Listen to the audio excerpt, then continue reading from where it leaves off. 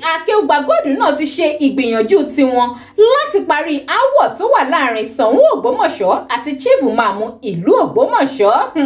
Tẹ́ ẹ bá gbàgbé pé gbogbo ọ̀rọ̀ igan ló dá lórí wípé àwọn ìdílé Ayilára tí wọ́n jẹ́ ìdílé Chief Ìmáàmù ìlú Ògbómọ̀ṣọ́ ni wọ́n dìde tako Chief Ìmáàmù ọ̀hún wípé kì í ṣe ọmọ ìdílé àwọn, eléyìí tó sì ti dá ọ̀pọ̀ ọ̀rọ̀ rẹpẹtẹ lẹ̀ láàrin àwọn ẹlẹ́sìn Islam nínú ìlú náà, pàápàá láàrin Ṣàngó Ògbómọ̀ṣọ́ àti Chief Ìmáàmù ìlú Ògbómọ̀ṣọ́.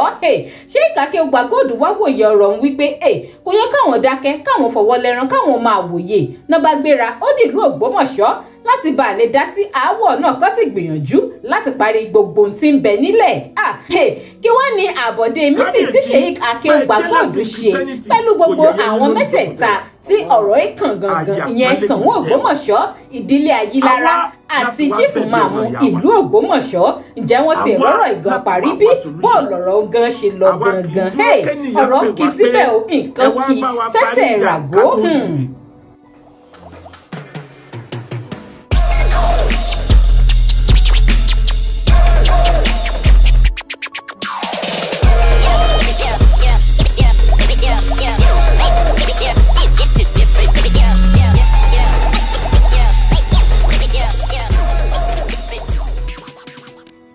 Sórí ìkànnì Digi-Naija Television, ẹ jọ̀ọ́ ẹ máa bá mi tẹ subscribe button tó wà lábẹ́ fídíò yìí, ẹ like, ẹ comment, kẹ́sì máa bá mi share káàkiri orí ayélujára. Bó wá ní ọ̀rọ̀ igan ṣe lọ pẹ̀lú Sheikh Akeugba Gold nílùú Ògbómọ̀ṣọ́? Ẹ jẹ́ ń gbé Sheikh Akeugba Gold wọlé báyìí ká gbọ́ ẹ̀kúnrẹ́rẹ́ àlàyé láti ẹnu. Kábíyèsí pé jẹ́lẹ́sìn Christianity kò yẹ̀yẹ́ yín lórí ìjókòó tẹ́ wà. Àyà pọ́nlé níbi tẹ́ wà. Àwa láti wá bẹ̀bẹ̀ ọmọ ìyá wa, àwa láti wá solution. Àwa kì í dúró kẹ́nìyàn pè wá pé ẹ wá bá wa parí ìjà ká tó dìde. Tá a bá rí ìjà yìí parí, alhamdulillah. Tó bá dẹ̀ jẹ́ pé bá a ṣe gbìyànjú tó náà lórí pé kọ̀ náà lọkọ̀ tó fẹnu ọkọ̀ sọ́lẹ̀, nítorí ìyẹn ká wá sọ pé gbogbo ẹni tó bá jẹ́ mọ́mú Ògbómọ̀ṣọ́ tàbí mùsùlùmí Ògbómọ̀ṣọ́ àmọ́ wọn rí má láyé. Ọ̀pọ̀ ẹni tó yẹ ká dọ́dọ̀ wọn nílùú Ògbómọ̀ṣọ́ yìí là níyàdọ̀ wọn. Àwọn mẹ́mbà Ittihad tán bẹ nílùú yìí a ti sọ fún wọn pé kán stay clear. A fẹ́ gbọ́ fọ́ìsì wọn, a dẹ̀ fẹ́ gbọ́ mọ̀ràn wọn, kán jẹ́ ká lọ straight. Àwọn tí wọ́n jẹ́ olórí ìlú mi ń bẹ tó yẹ ká dọ́dọ̀ wọn ní débẹ̀. Tora gbàgbọ́ pé lọ́dọ̀ yín lọ̀rọ̀ wà, níta gbọ́ ni pé ẹ̀yin lẹ ń bá àfáà jà. Níta gbọ́ ni pé ẹ̀yin lẹ fẹ́ yọ àfáà lọ́ba, lẹ fẹ́ yọ àfáà nípò ìmáàmù. Kábíyèsí, a kì í ṣọ̀tá yín, ọmọ yín la jẹ́. Gbogbo àpọ́nlé tọ́lọ́run sì pé ká fún àgbàlagbà ńlá gbọ́dọ̀ fún yín, gẹ́gẹ́ bí ipò tọ́lọ́run tò yín sí. Aláàjì Ọlọ́run ló mẹ́rú ẹ̀ dìde, Sheikh Ọlọ́run ló mẹ́rú ẹ̀. Wọ́n sọ̀rọ̀ ìrànlọ́wọ́ àti gbèjà imam débi pé wọ́n pa òwe kan tá a fi kúrò ńbẹ̀ ní kábíyèsí ń rìpíìtì òwe yẹn ni wọ́n ń rìpíìtì ẹ̀. Wọ́n pa òwe yẹn pé kábíyèsí ara ọmọ tuntun gba pẹ̀tẹ́pẹ̀tẹ́ àdá o, àmọ́ tí ó ṣẹlẹ̀ lẹ́yìn ẹ̀ inú ìyá ẹ̀ ò ní dùn sí. Eléyìí tó túmọ̀ sí pé n tó fẹ́ ṣẹlẹ̀ yìí ó lè jálé ìmáàmù yìí lórí o, àmọ́ àwa tá a jẹ́ èèyàn rẹ̀ inú wa ò ní dùn. Lára ọ̀rọ̀ tí Sheikh Ọlọ́run ló mẹ́rú ẹ̀ sọ, tèmi náà dẹ̀ ti sọ́rí láì mọye bí. Oríṣi méjì ní mọ́sálásí tá a ní nílẹ̀ Yorùbá tó jẹ́ Central Mosque. Méjì yẹn ló popular jù. Àwọn mọ́sálásí kan bẹ mọ́sálásí ọba ni. Àwọn mọ́sálásí kan bẹ individual tàbí jọ lónìí. Àwọn mọ́sálásí ọba yẹn nígbà tí Islam ṣẹ̀ṣẹ̀ bẹ̀rẹ̀ nílẹ̀ Yorùbá, wọ́n fi Islam kó àwọn ọba lọ́rùn. More so, majority àwọn ọba ilẹ̀ Yorùbá àgbà yẹn wọ́n ń kírun. Orúkọ Mùsùlùmí ni wọ́n jẹ́. Nítorí ìdí eléyìí ló fi jẹ́ pé gbogbo mọ́sálásí Jímọ̀ tí wọ́n bá kọ́ sí majority ilẹ̀ Yorùbá yóò súnmọ́ ààfin ọba. Ní tí ń tọ́ka sí ni pé èyí tó bá ti súnmọ́ ààfin ọba ló kọ directly tàbí káwọn aráàlú ọ̀ràn ọba lọ́wọ́ láti kọ kán wá fi sọ orúkọ ọba. Torí kọ́ba ó lè máa kírun Jímọ̀ ni wọ́n fi ń gbé mosque súnmọ́dọ̀ ẹ̀ àpọ́nlé dẹ̀ ni fún Islam pé ọba ń wá ń kírun ní táwọn bàbá wa ronú.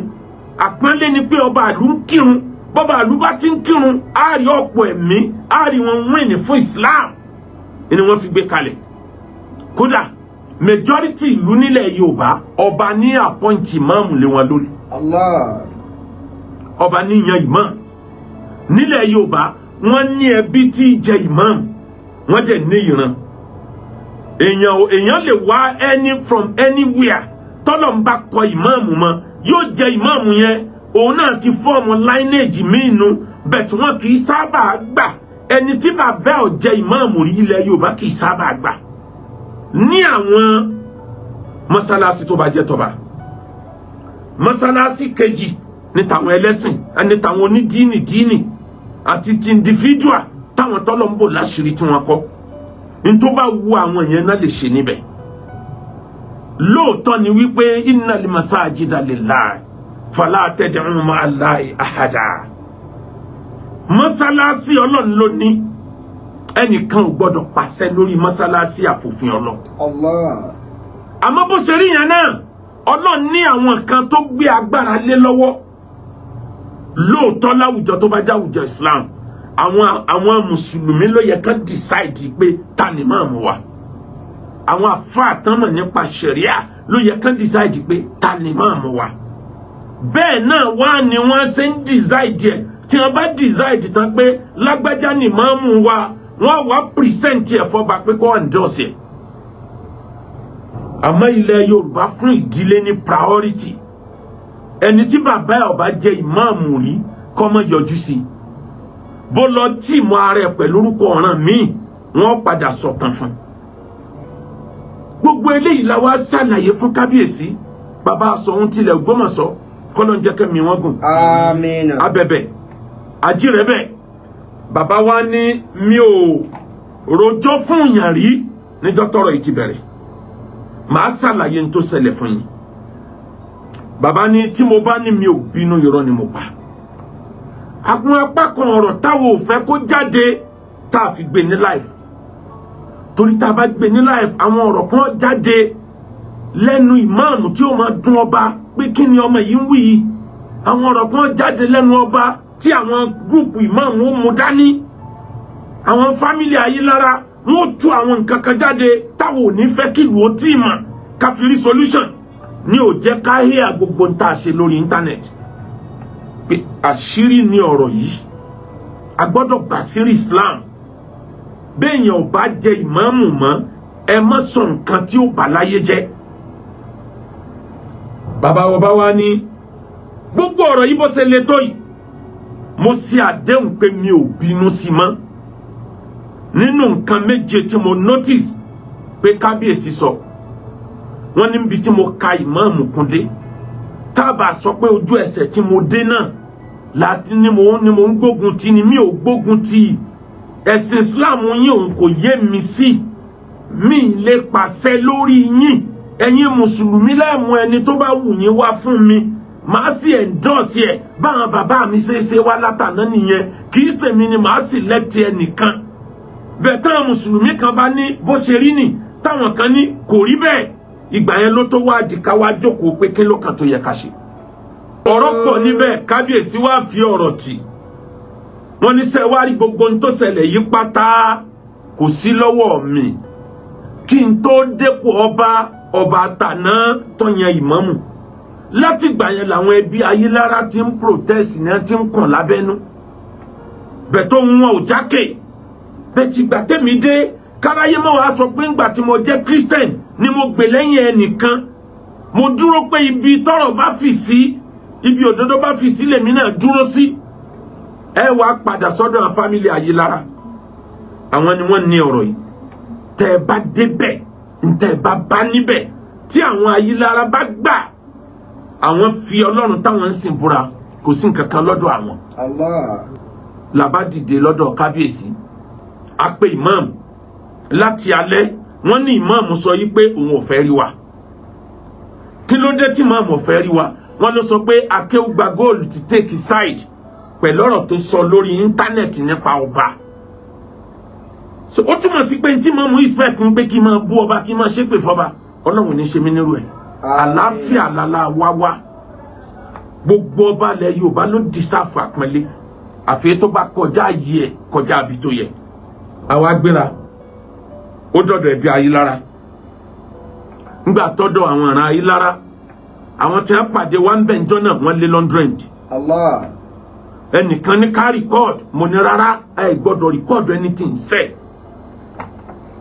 tó bá jẹ́ pé ńgbà tá a wà lọ́dọ̀ imam ọ̀rọ̀ tí ń dùn ìmáàmù tí ń dùn nípa báwọn èèyàn ṣe fún tá a bá lọ yá rẹ̀ síta tó bá gbọ́ ìjà yìí ò ní parí mọ́ o eléyìí tó bá sọ tí màámù bá gbọ́ ànírọ́rọ̀ yìí control mọ́ ẹbí Ayílára ni wọ́n ti ní nǹkan tó pọ̀ tí wọ́n fẹ́ sọ tí wọ́n bá lọ sọ̀rọ̀ bàjẹ́ tá a bá ní wọn ò ní padà jọ rẹ́ lọ́la wọn ò ní jọ kíra wọn mọ́ tí wọ́n bá gbọ́ gbogbo tí wọ́n bá ń ṣẹlẹ̀ láàrin wọn.